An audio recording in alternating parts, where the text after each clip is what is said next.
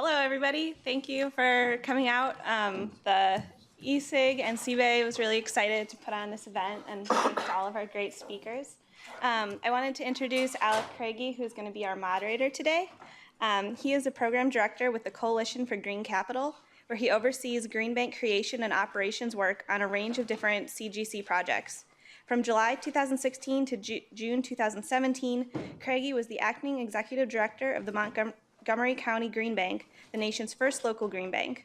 Prior to his work in Montgomery County, Kragie was the deputy chief of staff at the Connecticut Green Bank, at the Connecticut Department of Energy and Environmental Protection, where he helped create the nation's first green bank, the Connecticut Green Bank.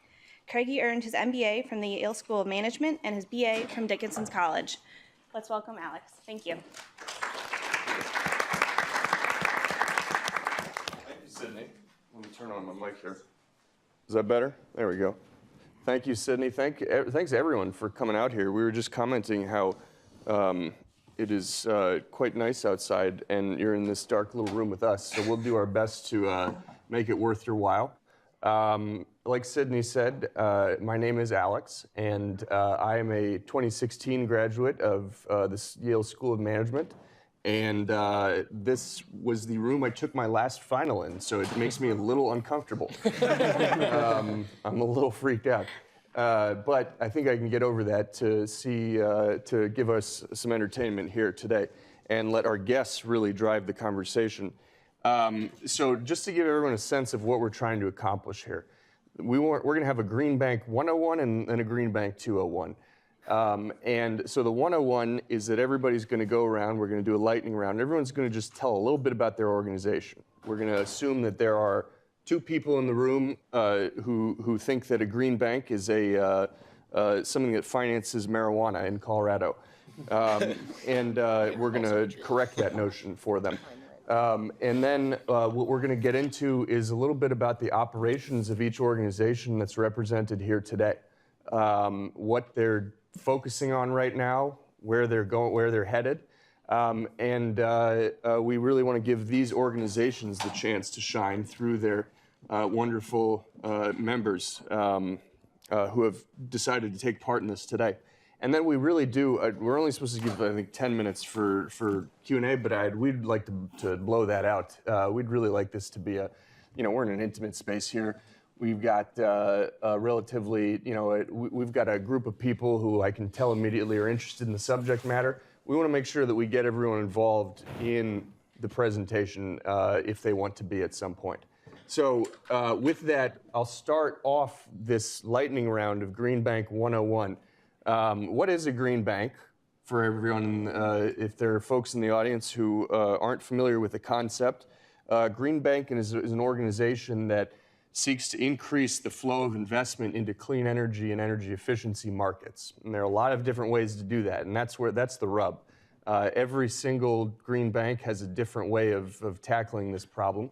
But at the end of the day, it's our job collectively to make sure there is more money available for clean energy projects, generally speaking, through private sector financing to make these projects occur. And the Connecticut Green Bank is a great example of it. Kerry's been in a leadership position for a very long time and very involved since day one. And the Connecticut Green Bank has used, correct me if I'm wrong, Kerry, but $190 million in public dollars over the last 5 years to cause over $1.2 billion. Yes. A couple weeks went by. My talking points are out of date. $1.2 billion in total investment in the clean energy market in Connecticut. What's really the fun part, and we've talked about this before, not the fun part, but the enjoyable part is that you get to see your work happen. You get to go out and touch solar panels that have been installed as a result of your work. You can meet people whose jobs wouldn't be here if it wasn't for the programs put together by the Connecticut Green Bank. So it's a very gratifying place to work, and I think everybody on this panel can express similar sentiment. So I'll tell you a little bit about my organization, and then we'll do our lightning round of Green Bank 101s in terms of who your organization is, and then we'll dive into some of these questions that we've cooked up.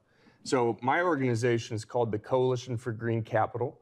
I helped create this organization in 2009, coming off of President Obama's transition team. On the transition team, we were trying to get the Green Bank concept into the stimulus bill that was eventually passed through Congress. And Larry Summers told us to go soak our head. So we went and did that for a little bit, and then we decided it was worth getting back into the fight. So we created this advocacy organization, the Coalition for Green Capital, to push for a federal green bank. And I'll skip the guts of the story, but long story short, we now serve as a resource for green banks across the country, and we're in the business of helping create and operate green banks wherever they may be. My secondment to the Montgomery County Green Bank is a good example of this. So our organization is sort of in the ether as these guys do the actual work, which is a great place to be. Kerry, do you want to give a Connecticut Green Bank summary? Sure. So you gave the stats. A lot of times we like to talk about our stats as a way of explaining what we do, this public-private partnership, a little bit of public, a lot of private investment. But we do that across all the sectors of the economy. So I run the residential programs for single-family and multifamily. My colleague Mackie Dyke runs programs for commercial, industrial, and institutional sectors. And then our other colleague, Dale Hedman, runs the infrastructure and statutory programs. And what we're typically doing is we're typically looking at gaps in each of our sectors, gaps where we're not seeing investment happening, and thinking about how we can help stimulate activity and catalyze activity in those gap areas. So great example, many of you may be aware of commercial property assessed clean energy. We stood up the first program there. That's filling a gap for commercial businesses to be able to upgrade their buildings, and doing it in a way that's really long terms and low cost for folks who aren't going to use their mortgage capability to do that.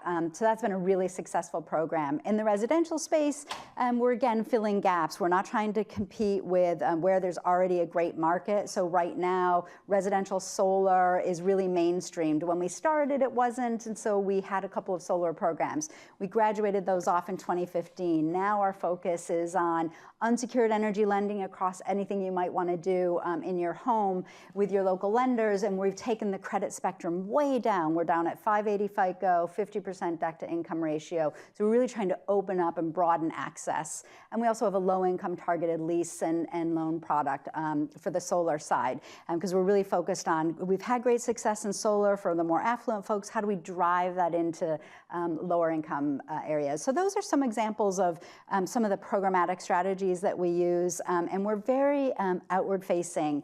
We're thinking about who's going to use these, not just the end consumer, but what contractors, what's that ecosystem like?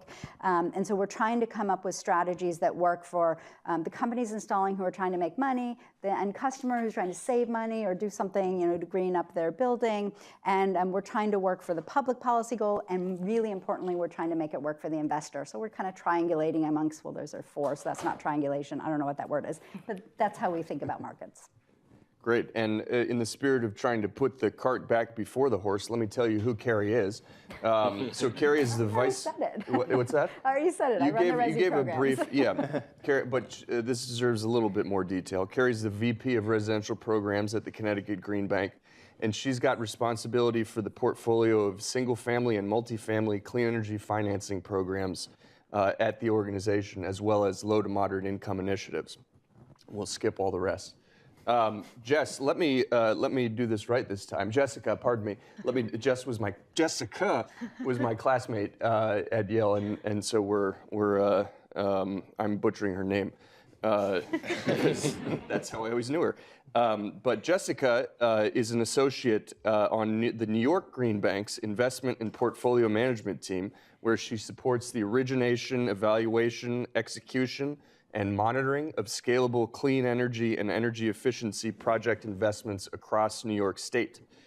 She joined the Green Bank 7 months ago after graduating with a joint degree, FES and SOM, and we're glad to have her here today. So Jessica, can you tell us a little bit about your organization, the elevator pitch, and what we should know? Sure. So New York Green Bank is it's a division of NYSERDA, so it's a little bit different from how the Connecticut Green Bank is structured. But basically, NYSERDA is the New York State Energy Research and Development Authority, so like the energy authority in New York. And New York Green Bank has $1 billion to really deploy to accelerate clean energy in New York State. Like the Connecticut Green Bank, we're looking to mobilize private capital into investments. One area in which it differs a bit is that we focus more on the wholesale markets as opposed to retail markets. So we're working a lot with large developers, we're working with other banks, and we really operate a lot like a private investment bank, although we have this additional mandate where we're always making sure that all of our investments have greenhouse gas benefits and are contributing to financial market transformation. And I'll say about the New York Green Bank, we were all excited about ourselves in Connecticut in 2011 until 2013 when the New York Green Bank was created and Governor Cuomo said, we're going to capitalize it with $1 billion. And we were like, damn. No, it was like, wow, that is so cool. That's embarrassing. But no, we were all of course thrilled to hear that. That was that was then, and this is now. Michael's the managing director at the Rhode Island Infrastructure Bank. Michael leads the Infrastructure Bank's client management and product development business, creating financial products to fill infrastructure investment gaps for local governments, commercial and residential property owners in the state of Rhode Island. Before joining the Rhode Island Investment Bank, the Rhode Island Infrastructure Bank, Michael spent 3 years working in New York for the Cuomo administration. He didn't bring any of that $1 billion with him to Rhode Island, but I wish we had some. Yeah, I understand that's just kind of like sitting around on the floor in Albany. And so Michael made the trek up to Rhode Island, and we are excited to have him join us here today and to talk more about the Rhode Island Infrastructure Bank, which is doing some really exciting things that I'm looking forward to getting into with you in a bit. Michael, do you want to take over? Sure. Thanks for having me. It's exciting to be here. The Infrastructure Bank, I may say, we were probably the first green bank on the scene, but no one really knows that because since 1989, we've been investing in environmental outcomes. So think water, sewer type improvements. We actually are invested in windmills at one of our local wastewater treatment plants here in Rhode Island. So we've been doing infrastructure investment and green environmental investment for a long time. The energy space is the newest portion of our business here, which we launched in 2015. But we've deployed over $2 billion in capital to infrastructure across Rhode Island. We leverage our programs. So we're more of a debt financing entity. We issue debt in the public markets under the Infrastructure Bank's name, and we leverage a bunch of private capital that we get from EPA or from the state. And we issue bonds in our name backed by a bunch of different project bonds to municipalities, private property owners, and that such. We view ourselves as a centralized hub for infrastructure finance in Rhode Island. But broadly, we view our markets in terms of the public sector, commercial, and residential programs. And so we have programs for kind of water, sewer, and road and bridge, which actually road projects can be green. So we're starting to do permeable pavement investments in municipalities. Think about stormwater management. So we like to stack. We view stack investments. So if you repave a road, repave it a little bit greener and save a little bit on that maintenance cost. We have a public, one of our newest and exciting, I'm sure I'll talk about this, is our public sector efficient buildings fund, which is energy investments in public buildings. We borrowed CPACE from Connecticut and kind of stole a good idea and are trying to ramp that up. So we've been learning a lot from them. And then we have some smaller programs in terms of septic system or cesspool phase out loan programs for residents. So kind of we span the gamut of environmental infrastructure and environmental outcomes here in Rhode Island. Great. Thanks, Michael. So let's get it started off with a bit of an icebreaker. For all three of you, why did you choose to work at your organizations? What drew you to your respective organizations? Kerry, do you want to start? Sure. So the people, Brian Garcia went to lead it, and I had been working with Brian in a consulting firm and a nonprofit prior to that. But Brian didn't want to recruit me, so he deployed Mackie Dykes and Bert Hunter to recruit me.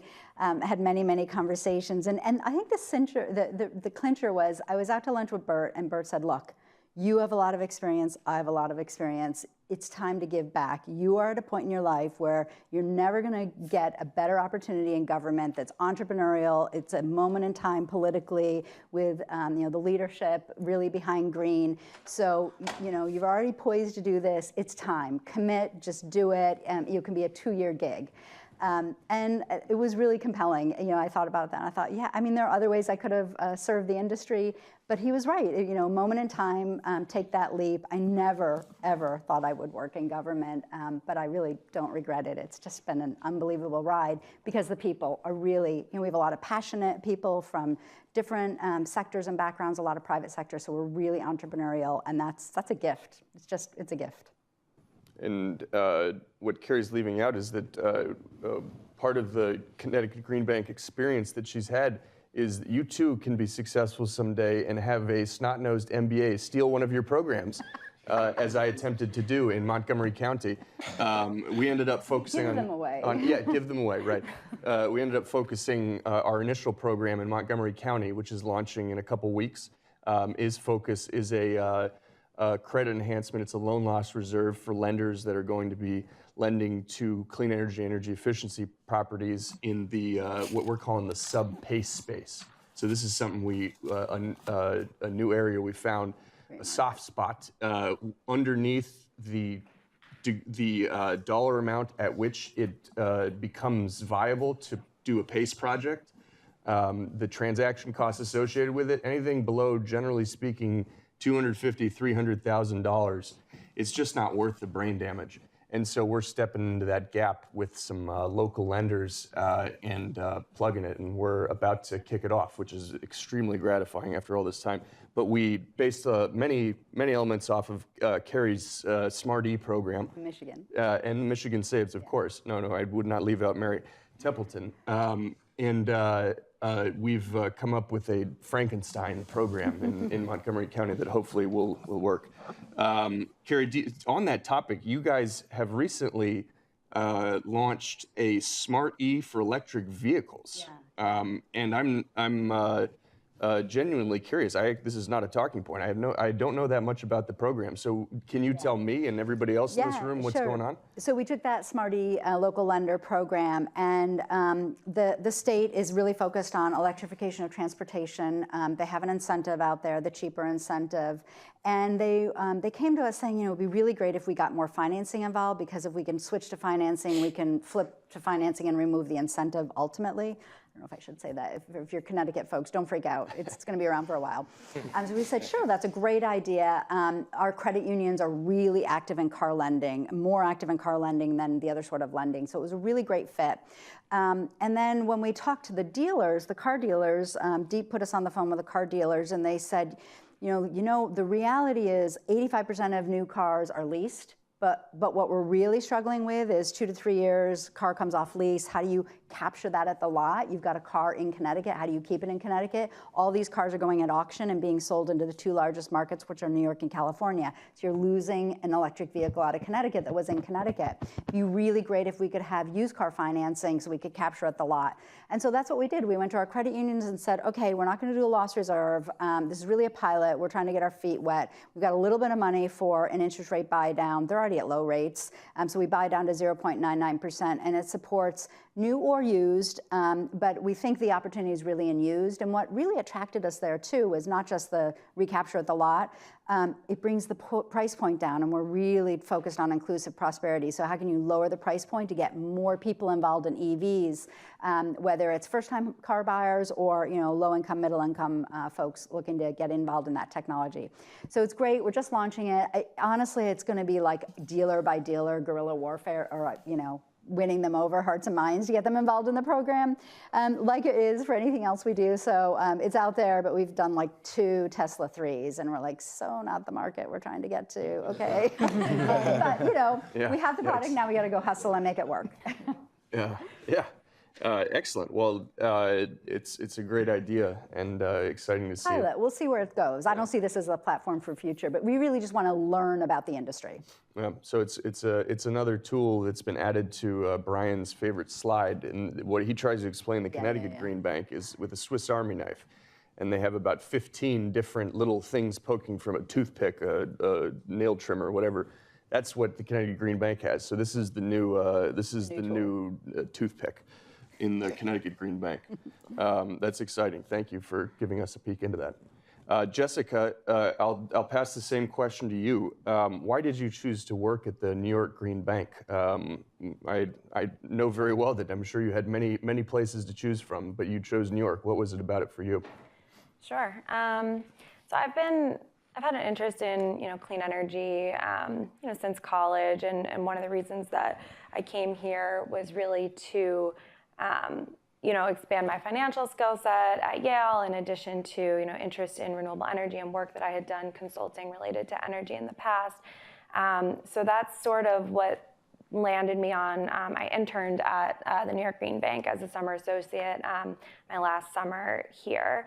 And it was a great experience. I think, like Kerry said also, I think New York Green Bank has a fabulous team. I think that there's only so many places where you can really go and work exclusively on clean energy finance. And so that was really awesome for me. I think in the long run, New York Green Bank tries to be so market responsive that over time you get to work on all kinds of different transaction types, all kinds of different asset classes. So that was probably the most exciting thing for me, is that over time I would get to continue to work on different types of transactions and always be at the frontier of the clean energy market. Great. Michael, I'll pose the same question to you. What drew you to Rhode Island Infrastructure Bank? Sure. So I started my career at JP Morgan, and I had like a mid-career, probably an early career life crisis, and wanted to go into policy. So I had the chance to go work for Governor Cuomo and spent a lot of time thinking through like environmental finance with their environmental regulator. Did some work with the Storm Recovery Office after Sandy, but at that point was missing the finance part of my undergrad education. And the Infrastructure Bank gave me that opportunity to kind of blend environmental outcomes and policy and the actual finance piece. And at the time when I joined, July 2015, that's when legislation kind of finally passed. Our General Assembly was put into law that created the Infrastructure Bank. And at that time, we went from 2 programs, so clean water and drinking water investments, to energy, road and bridge, brownfield remediation, land conservation. So there was a time to like get in early and work on basically everything that we were launching. And we're a small organization. We're 8-9 people. I think we're 12 now. So now we have the ability, or I had the ability at the time, to work really across all our programs. I think it really hit me was when I was working in New York with the Environmental Facilities Corporation, who does clean water financing. They work with NYSERDA to back some residential energy loans with their clean water money. So I had insight into that while I was working at New York, so I felt like I could bring value to Rhode Island with some of my past experience as well. Great. Well, thank you guys for that. I'll start the grilling with Kerry. Get ready. Okay. So health outcomes are something that has, at the very least, become much more of a center point of communications with the Connecticut Green Bank. How are you implementing that into the day-to-day work that you all are doing, and what are the results going to look like? Yeah, that's a great question. I know, that's why you made it. So we got into this really, we're a state that's got very old building stock, and health and safety issues in buildings prevent us from doing energy upgrades. So this has been an issue that we've known about for several years. And as we really delved into that, we saw, okay, there's a real opportunity to connect energy upgrades with health outcomes, to reduce things like asthma, lead poisoning, trips and falls. And as we were getting into that and looking at that, we realized just the work that we're doing is having an impact at a certain scale on air pollution. And so we're very data oriented. If any of you know the folks at the Green Bank, and we have a very comprehensive set of annual financial statistics we release. And as we were thinking about this programmatically, Brian and the data folks started to think, you know what, we just need to start reporting this holistically just based on the megawatts and MMBTUs that we're involved in each year. So they reached out to EPA. I think this was right around the transition. They reached out to EPA. They were able to get a hold of the COBRA model, learn about it before like everybody changed over and things started to disappear off the website. They were able to grab copies of that. And we are now incorporating that sort of reporting into everything we do. When I think about programmatically, though, I get really excited about taking that even further and really getting at the root cause issue in buildings with health and safety.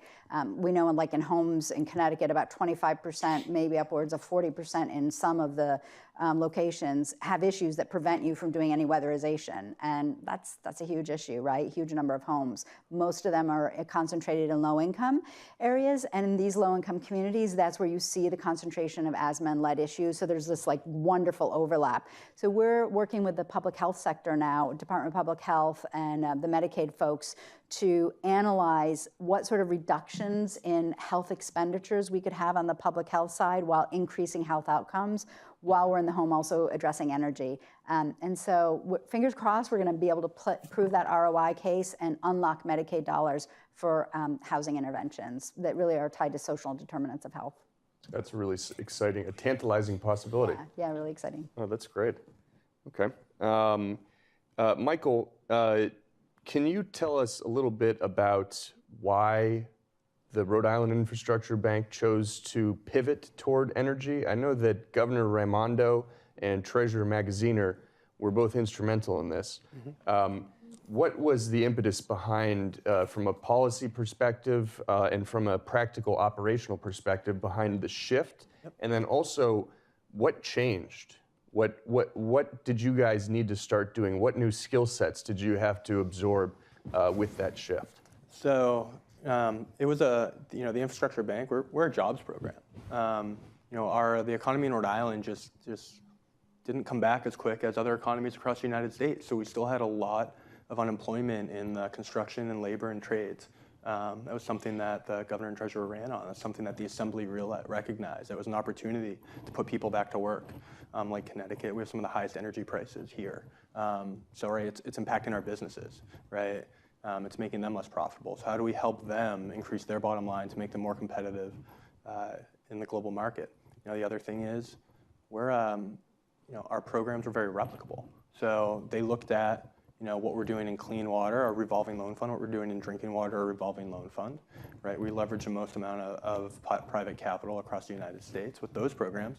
So why can't we just do it for energy? So let's just add kind of another investment opportunity, but the same client, public sector. Let's look at what they're doing in Connecticut. So we looked across borders. We looked at best ideas across other states.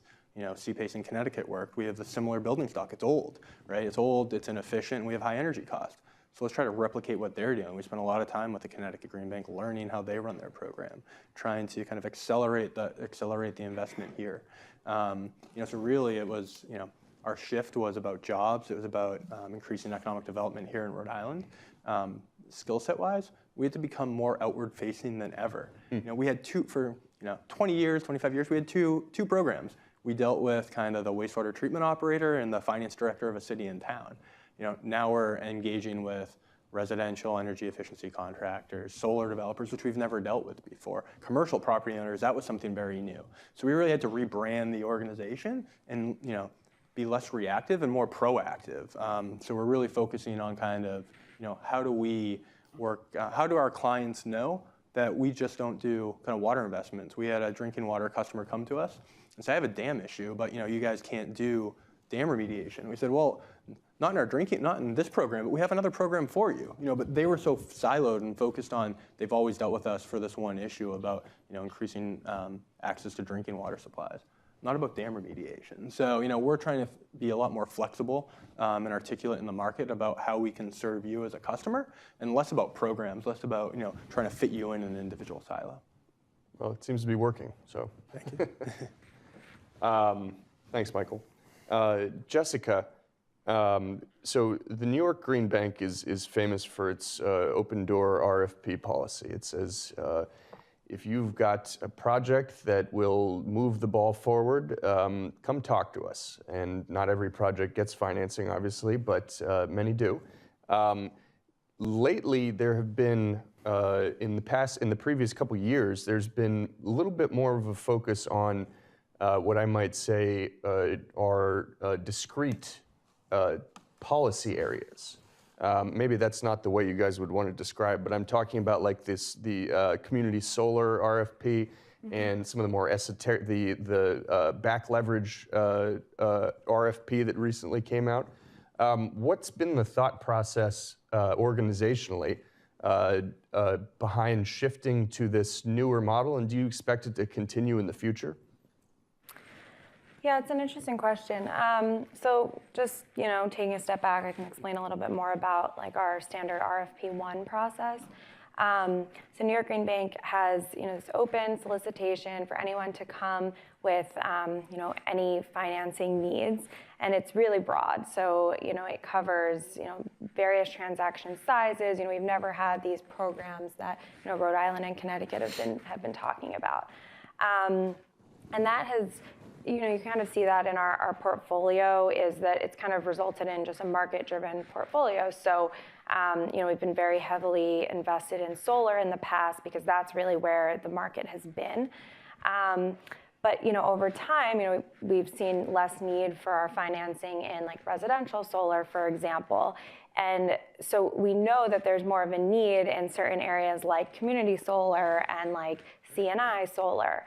So I think I don't think that the Green Bank is really shifting away from, propose anything through this open RFP process. We're really not trying to have a program for every single type of investment that we might make, but where there's an area where we've seen a lot of interest, particularly right now, we're seeing a lot of community solar in our pipeline. So that's an instance where you might be able to streamline things by putting out an RFP that's specific to community solar and say, developers, here are the things that we're looking for if we are going to finance a community solar project, and that way they can apply for financing through that RFP as opposed to our open RFP1. But we really don't, we don't give any different consideration or priority based on, which RFP someone would apply for financing through. Got it. That's helpful. And in 10 words, tell me about the back leverage RFP. No, I'm kidding. I'm totally joking.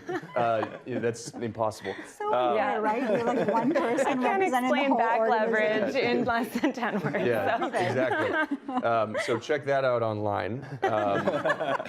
That's a follow-up here for all the students in the class. It's actually it's an interesting thing to chew on. So if you do have a taste for esoteric financial products, then that's the place you should go. So I want to do another quick lightning round of softballs for you guys. Oops. Where are you guys headed? Where are things going in 5 years? What do you want to see your organization achieve and accomplish in 5 years' time? Kerry, do you want to start out? Oh, wow, sure. That's not a softball.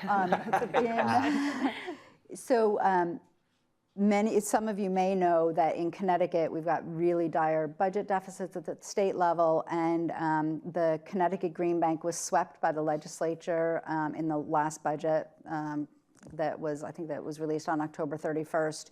So 55% of our funding was swept for 2 years. And this has caused us to rethink everything that we do. We've spent a lot of time with our board over the last several months to figure out how we're going to survive this crisis, because we don't see the situation changing at the state level. And legislators are turning over rocks looking for any money that can help plug this really, really huge deficit. So we've decided to respond in 3 ways, 2 ways, but the second is an A and B. So the first thing that we've done is we've segmented our incentive business. We run the solar incentives for the state. It's a policy called the SHREC, Solar Home Renewable Energy Credit Policy, and it can pay for the incentives that we put out the door, but we have to put the incentives out first, and then we get repaid through cost recovery. We're going to be doing a securitization around that. So we've isolated that business and put that, it's like a division almost, not formally, but we think about it that way, because the economics and cash flow and it's just totally different. Then everything else we do what we call our clean energy investing business, what you typically think of as what we talk about when we talk about the Green Bank. And for our investing business, we've said we need to be able to earn on a portfolio average basis a 5% return over 10 years. This is a massive shift because heretofore we have been all about leverage from like the beginning, our inception forward, leverage these public dollars with private dollars and high leverage ratio. So this means that we are going to have to be looking at transactions and programs differently. There will still be leverage, but it'll be lower leverage because we need to earn a return. Before, like every sector we've looked at differently. There's not one internal hurdle rate or anything like that. And so what falls out of that, so things that work really well, CPACE, commercial solar, there are all kinds of things that work really well in that business, but there are a collection of activities that don't work so well. And Smarty is a perfect example of one. That's a credit enhancement. We provide a loss reserve. We're not earning any return. It's the private lenders, community banks, and credit unions who are doing the lending. So we've gathered up our products that we call, they're serving underserved market segments. Many of them are low income, but they're not all low income. It's truly underserved market segments. We put Smarty in that bucket. And we're going to place those in a nonprofit that we're creating to house these collection of activities. And these are activities that, A, can attract a different sort of investor. Patient investors, mission-related, foundation-related, program-related investing, mission-related investing, CRA, Community Reinvestment Act, or community lending investors. And these sorts of folks, because we had some of these deals in the works, are not going to work with the Green Bank right now because our balance sheet is unstable because of the threat of raids. But they will work with a nonprofit that has these activities. The other thing that links these activities together is they need more scale than we can provide in a small state like Connecticut. They're great innovative approaches, great programmatic product approaches, but they need more than Connecticut can offer. This includes like our multifamily program suite as well. And so the nonprofit will also have the flexibility of going beyond the borders of Connecticut to achieve that scale. And tying it back to health and safety, and we're challenged to do holistic building upgrades because our public mandate, our legislative mandate is clean energy. And so in a nonprofit, we can now do the whole building, always leading with energy. Energy unlocks the cash flows. That's what we're good at. That's what really makes these deals sing. But now we can do more of the building needs. We really see this as a need in multifamily and some of our more distressed communities, the C&I space. So that's in 5 years, while we'll have done all that and we're able to continue our programs in these kind of 3 ways and over time become less reliant on public dollars. Great. Excellent, thank you. Carrie, I do. It's like heartburn too. Just like it hurts my soul no. that I had to even say all that. It's been a difficult time for everybody, I think. But we move forward, and there is, I understand, a bill that has been introduced to restore funding to the Green Bank. Do you want to very slowly say the bill number? Oh gosh, I in don't case even there are know. any Connecticut residents in the room? I think it's Governor's Bill 7 and 9. I really don't even know. All right. Well, the governor's energy bill that is moving in the legislature. It's a big bill. It's an omnibus bill for energy, and it does include restoration of funding for the Connecticut Green Bank. And if anyone wants to speak up and make their voices heard to their local legislators. And the efficiency funds. And the efficiency funds, yes. That is, I've had a background in politics as well. That when you talk to a state representative, then that makes an impact. March 1st, it's going to be heard at the Energy and Technology Committee, we think, in the afternoon. Yeah, so in case anyone wants to do that. So Jessica, 5 years from now, where's the New York Green Bank going to be? What's your vision for the New York Green Bank? Sure. So I started at the Green Bank 7 months ago. So I don't think I'm not yet setting strategy and vision for the Green Bank. But luckily, I have some talking points on other people's visions for the Green Bank. So I might refer to my notes a little on this question. There are a couple things that are pretty, exciting, forward-looking. One thing is Governor Cuomo made a recent announcement, for example, there's a couple announcements that I'll talk about. The first one is just more on where we're going in terms of what we might be investing in. So Governor Cuomo made an announcement about a storage target recently. So we have not done any energy storage transactions to date, but that's looking like an area where we'd really be focusing in the future. The governor wants to deploy 1,500 megawatts of storage by 2025 and has kind of set aside potentially $200 million of Green Bank financing for that area. So that's certainly something where we've already, just right after the announcement, started seeing interest from developers in working in New York State and coming to us on, it increases demand for our financing products. So that's one example of how things can evolve just very quickly based on state policy. We're also hoping to see some offshore wind in the future, different areas that we've never financed to date. So that will be exciting in terms of areas that we might be looking at. Another major announcement that the governor made is that New York Green Bank is seeking to raise $1 billion of private capital. So this is exciting, and it's a really big deal. You just don't do anything less than $1 billion, do you? No, that's the magic number. You're making us all look $1 billion. So, the fact that private capital providers have expressed interest kind of in having New York Green Bank manage assets is a really big step forward, I think, for engaging with the private sector and clean energy deployment. So, that's positive and interesting.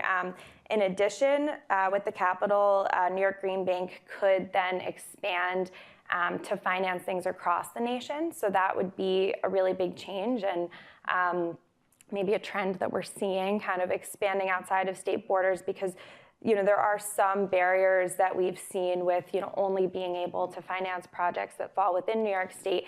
And sometimes that might actually create an inefficiency as opposed to we think that if we could operate nationwide, it would do more to really drive down financing costs, have scale and work on transactions that are replicable. So all of those things are expected to kind of deliver benefits to New Yorkers, which is still extremely important.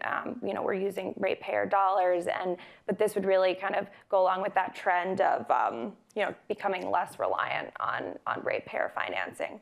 So a lot of interesting work coming out of the U.S. Climate Alliance.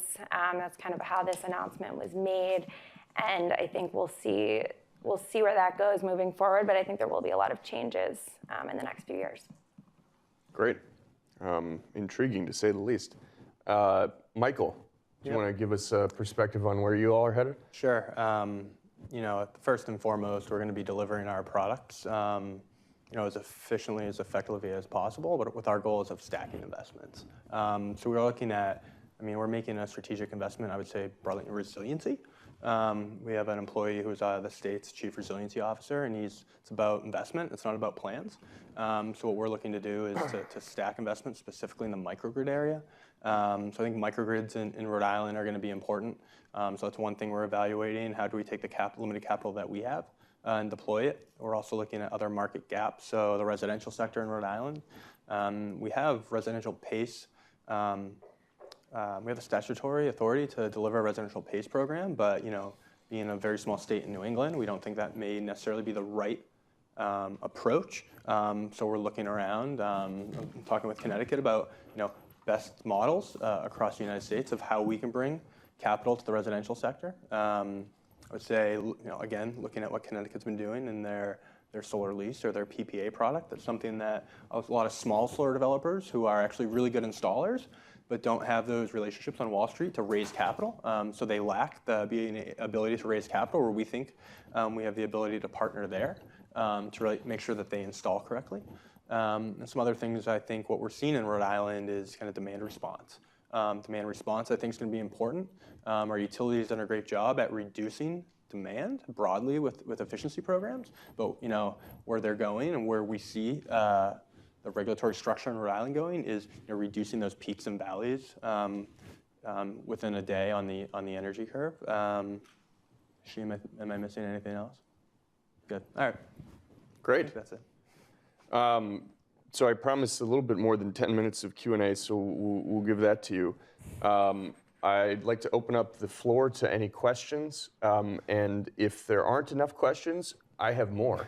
So there's nobody loses here.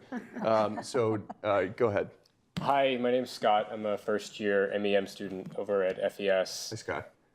My question's around innovation and then sort of exiting programs. And so as you think of leveraging public dollars and making the biggest bang for your buck, how do you evaluate new technologies or services and determine when it's the right time to bring something into the Green Bank? And then at the tail end, how do you determine, or when do you determine that private markets are ready to take this on their own and that you don't need to, use public dollars? Who wants to field that one? I mean, I can start. When we developed our CPACE program, so kind of different than Connecticut, New York, we don't receive any capital to run our energy programs. So we had to find private capital, and we looked at the success in Connecticut, where they're already partnering with private lenders in the program. So we're just building a program around. It's really project origination, right, and qualifying and creating the regulatory structures within the state of Rhode Island to make those projects financeable. So that's kind of how we see, it might actually not be deploying capital into the program, but it's deploying kind of that regulatory structure that allows private capital to flourish. I'll take also on innovation, because we're product oriented. We've done a lot of products, and in my sector in particular, we've done a lot of products, and we've already, we've had 1 failure and 2 graduations. Actually, we've had 2 failures and 2 graduations.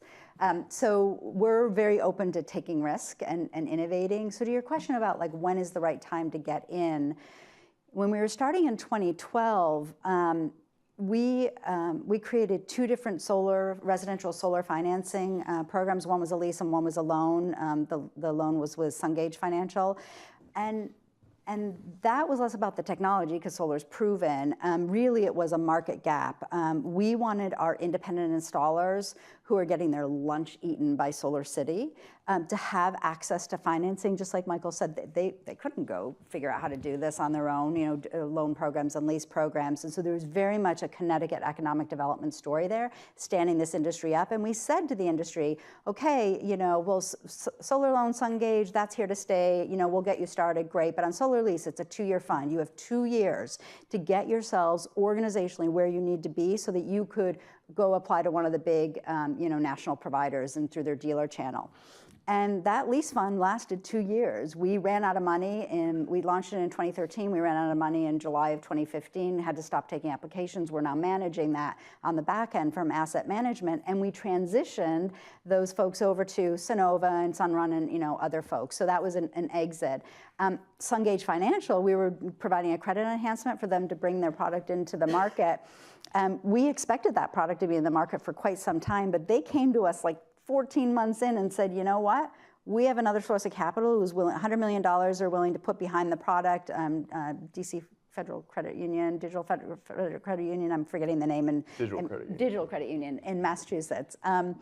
And they were able to enhance the product offering to the consumer without any credit enhancement from the Green Bank and go into many, many more states. So we're like, great graduation story. So those are, and then failures, at that same time, we had a low-income targeted loan that was just a disaster. It was not the right product for not the right channel. Contractors didn't understand it. It was like a 90% decline rate because nobody was at the right income.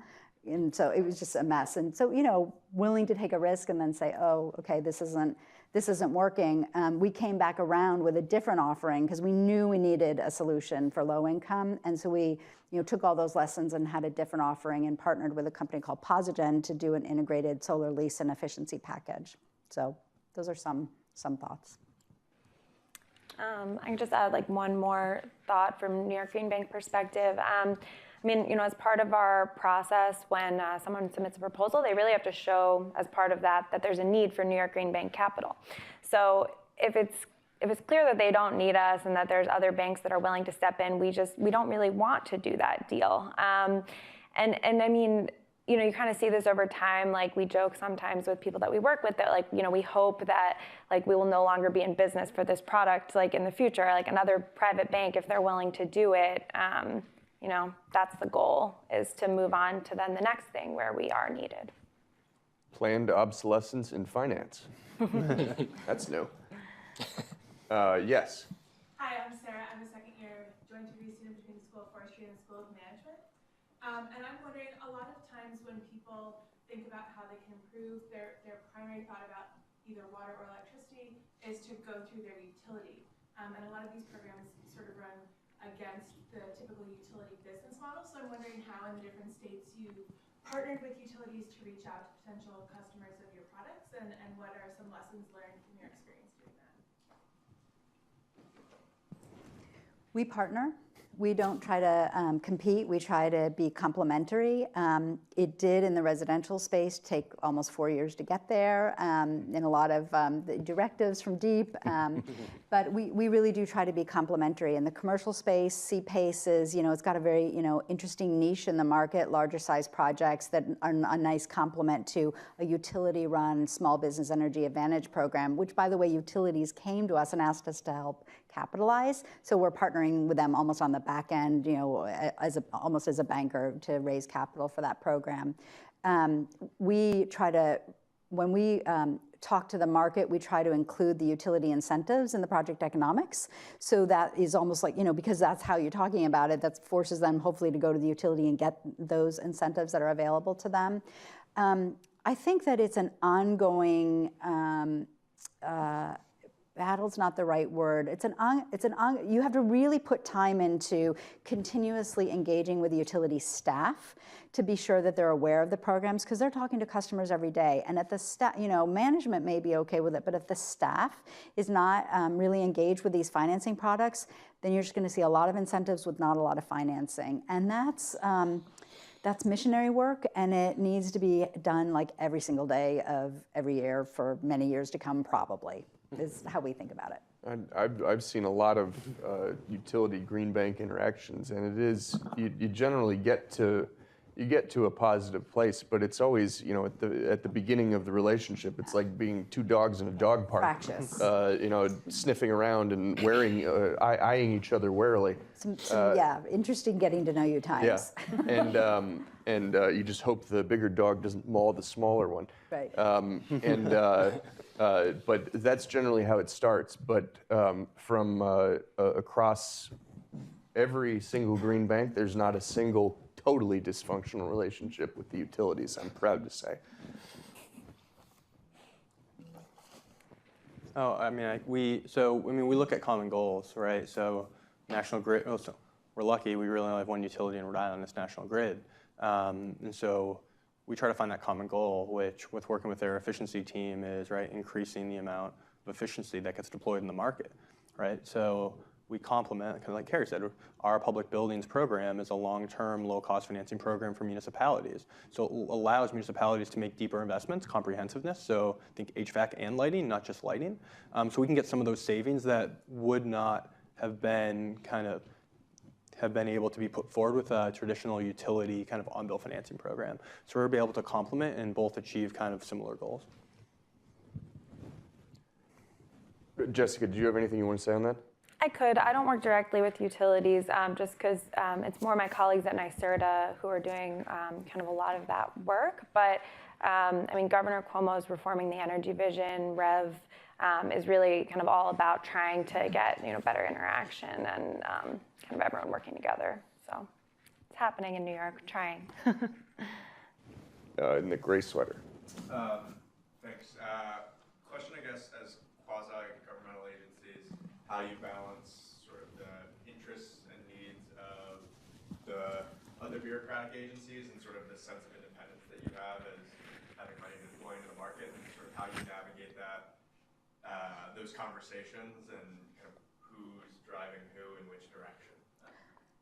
I'll start. It's very clear. We exist within a policy framework. DEEP sets the policy framework. There's a comprehensive energy strategy. There's typically legislation that undergirds that. And so our strategy is anchored by that comprehensive energy strategy, by the conservation and load management plan of the efficiency fund, and by the integrated resource plan. We've taken it a step further. We are very, very integrated with the Department of Housing and our Housing Finance Authority. So we're trying to pull housing in at the same time. So I don't feel like there's tension at all, because it's just that's in our DNA. We take our policy cues from the policymakers, and our kind of the initial screen for our programs is it in support of state policy? We can't go off and do something that we can't point to. And I'll give you a real world example of this. 2 years ago, we wanted to start thinking about how we could open up our solar incentive to include storage. There was no storage policy. So we were going through all these, is there anything published on record that any policymaker said that, we still aren't there yet, but we feel better because there's now a comprehensive energy strategy. Yeah, we had a little something at CES. Yeah, but it wasn't quite enough Good to enough? do a tiered incentive, but the new one does. And so the new one, now we can look at that, yeah. Oops. So at the New York Green Bank, we're really a division of NYSERDA. So it's not that ambiguous. We're part of NYSERDA. And this goes up to all levels. So on our credit committee, so every single investment that we make goes through multiple rounds of approval through our credit committee. And both the CEO of NYSERDA and the treasurer of NYSERDA are members of that credit committee, really ultimately working with us to make our investment decisions. So, we kind of split project origination from financing in our public programs. So excluding CPACE, wherever we lend into a program, we partner with our regulatory departments, our energy resources, environmental management, who kind of puts together clear criteria for what projects are eligible, and they rank and score the projects that take any type of political decision-making out of what we finance. So they have to have an eligible project that's on a list that meets their goals or meets the goals of the program. And that's those are the only projects that we can finance. So we can't just go out there and talk to a town manager and say, oh, you have a great project, let's go finance it. We have to at least make sure that it goes through a quality control with the experts. We're financing experts. They're the actual project, they're the engineers, right? They're the project experts about what meets expectations of our programs. Another question here? Yeah, I'm Eric. I'm a first year at FES. I'm curious to hear a little bit more about credit enhancements. You've mentioned a few, like loan loss reserves, and I'm curious how you match the credit enhancement with the program, and if you've considered other types, like subordinated capital or anything like that. At Connecticut Green Bank, we have so many different structures that we support. Is really just what are the needs of the program or the transaction? Is it subordinated debt? Is it an interest rate? We don't like interest rate buy-downs. What we'll do them? Is it a loan loss reserve? Is it loan guarantees? You name it, we've probably done it in one way, shape, or form. Is it warehousing and then securitizing, selling off? So we're extremely flexible for whatever is needed. In the multifamily space, we have a program that's called the Catalyst Loan Fund, and that there are almost no rules. It could be secured, it could be unsecured. It's really Total free-for-all. Well, but to a credit committee, it's not a total free-for-all, but very flexible. It's not a free-for-all. It's not a free-for-all. Credit committee. So I wouldn't say we have a preference for one versus another strategy, but moving forward, as we look to be more self-sustaining, we'll be looking more at return profiles at the portfolio level, for sure. It's like MagMex with an investment committee.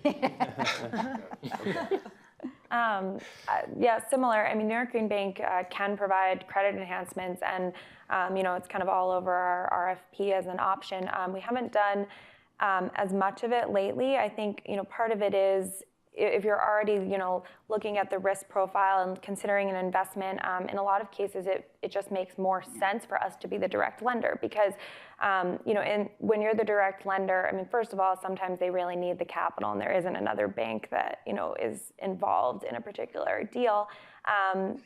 But in other cases, it's we're trying to be self-sufficient. It's one of our key tenets is that our revenues and expenses. We have to look at everything, and so often it just makes more sense for us to be the lender.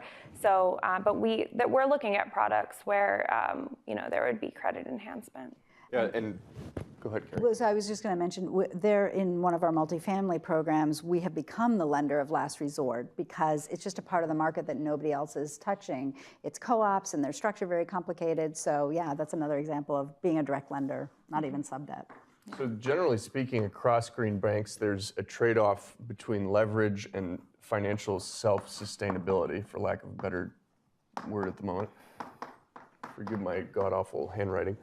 So the more leverage that you get, the less revenue you're going to be generating as an organization. And a credit enhancement, that's not a hard and fast rule, but it's a good rule of thumb. So with a credit enhancement, you're achieving, you're maximizing leverage because you're using, for example, in our case, we are using a first loss loan loss reserve to leverage the lending from a community bank at 20 to 1. That's good. We're happy with that.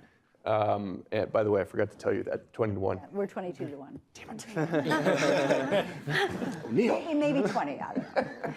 Thanks a lot. Well, anyhow, they're both good. But they don't earn a return. Exactly. Though we are seeing some reasonable returns. You guys don't get to do that because you're competing against utilities that are offering subsidized financing.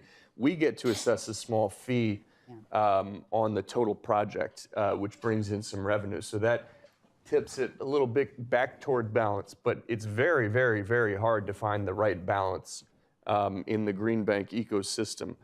And so the credit enhancement's a good example of a leverage product just direct lending like New York focuses on. That's the reason they got to positive net income 2 years ahead of schedule. I think it was 2 years. Yeah, it's something like that. Because they had a maniacal focus on, maniacal might not be the word, but they had a very sharp focus on being financially self-sustaining. And so that's what they've focused on. Their target is to have a 3 to 1 leverage ratio organization-wide. In the short term, 8 to 1 over 10 years. Yes, 8 to 1, taking into account capital recycling. Yeah. Yes. You can see the difference between Kerry's very impressive 22 to 1 On one program. and what New York's up to. But these are all decisions that you make based on where the organization is sprouting up, what sort of public policy requirements, what sort of public policy do you need to address that you just don't have a choice about, and what does the market need in your particular area? So that's a rule of thumb that hopefully is helpful. Anybody else have a question? Yes. So I'm Marion. Hi, Marion. Degrees somehow. And it seems like the success of the green banks has been fueled by very well-intentioned Yaleys, for example, honorary Yaleys like Kerry. And maybe even a few other people graduated from other schools. But that's good intention. And what happens when things settle in and, you know, the politics as usual takes over and the enthusiasm is dampened by the extra long waits and the clashes with other groups that got their money rescinded? What holds it in place from a regulatory sense? What are the controls? So I'll put a frame on it, and then I think Kerry will have a very interesting perspective. Somebody else should go first. Yeah, all right. let me take a crack at that.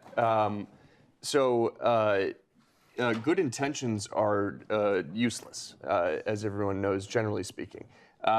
We all have good intentions. Every single one of us in this room wants to make the world a better place. The planet is not getting warmer, and that's a reality. But what have been created are these organizations where hard skills are the most valued thing that we can bring into the organization. We assume good intentions. That's the go-to. Now, when the rubber hits the road and you're starting to compete with, say, for example, I'll give you an example from my tenure in Connecticut.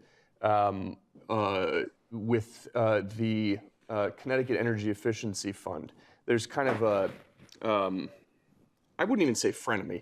it's you're friends, but you just gotta avoid. You're dancing in a very small box, and you don't want to step on their toe.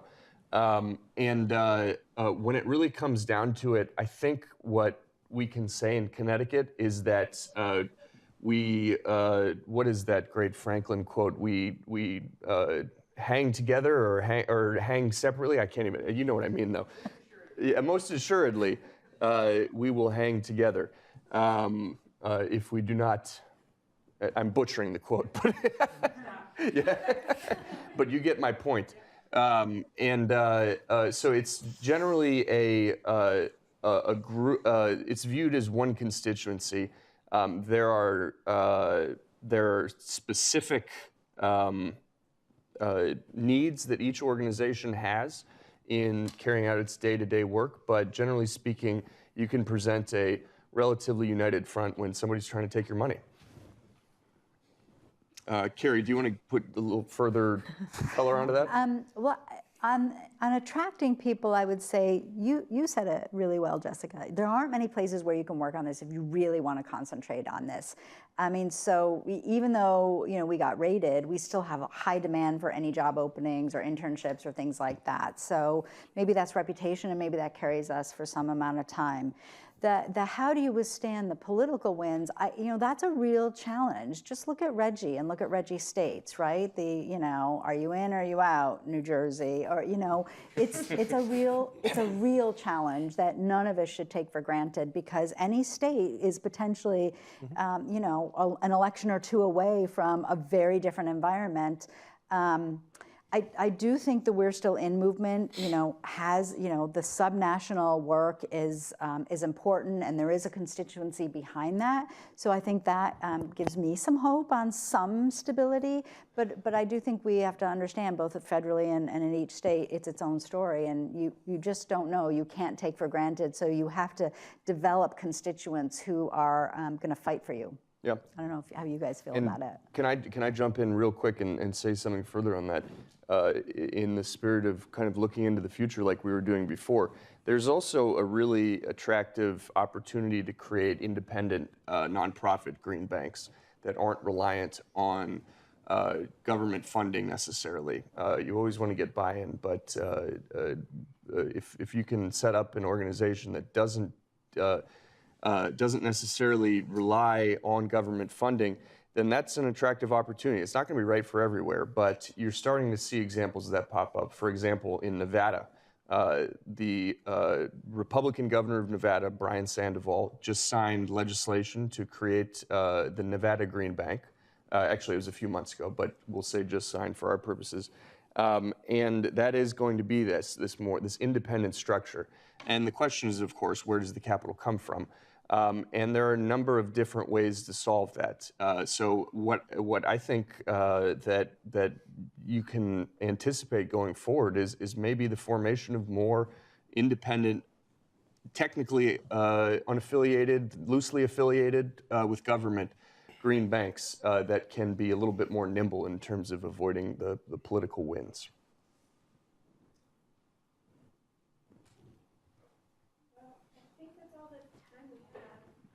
Can we thank our moderator and all our speakers?